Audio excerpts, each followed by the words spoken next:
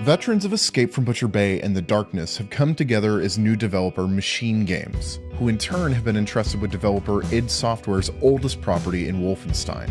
The result is The New Order, a shooter at the mercies of both old-school blast-em-up first-person games and the narrative ambitions of its new stewards. And, shockingly, Machine Games makes it work brilliantly.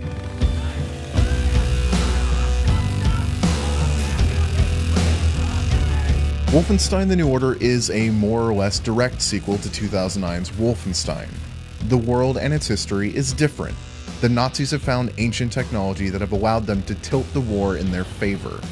The New Order starts in 1946, as series mainstay BJ Blazkowicz leads a last-ditch mission to kill Death's Head, the lead scientist and strategist of the Reich's dark plans for the world.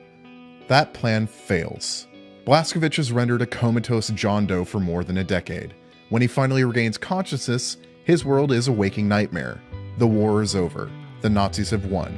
The world and more is theirs. With Wolfenstein: The New Order, Machine Games has created this wonderfully realized kind of retro sci-fi world, full of 60 CRT screens and hyper-advanced artificial intelligences and smart weapons. It's space race aspirational art mixed with Nazi propaganda. It makes for a world that seems surreal, but I found myself easily invested in it nonetheless. It's strong, consistent with its own logic, and Machine Games does an excellent job of subverting historical events by nudging or yanking them in a different direction thanks to the Reich's world domination.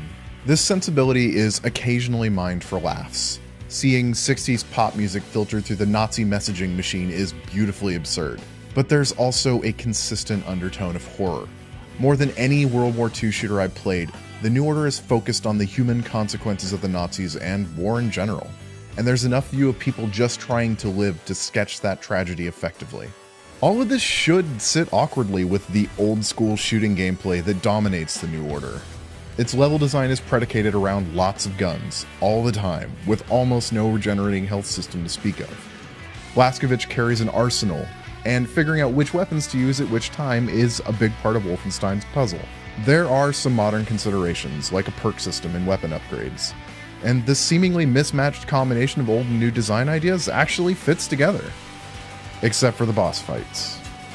Where I enjoyed the combat flexibility The New Order presented me elsewhere, its larger event battles are mostly trial and error collections of death, followed by another try, and were easily my primary source of frustration in the game.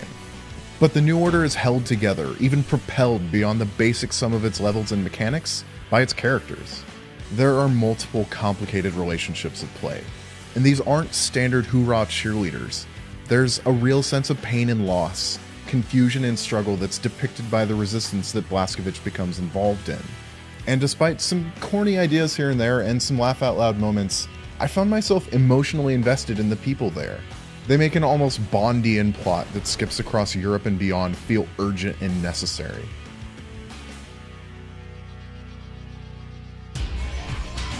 Wolfenstein has been the most consistently reinvented of id's games, but it's also been the most consistently successful in those reinventions. Despite this, The New Order is a surprise. It's got all the workings of a good classic shooter, but in their trip back to that classic well, Machine Games has brought all of their talents to bear, making for a game that's so much more than that.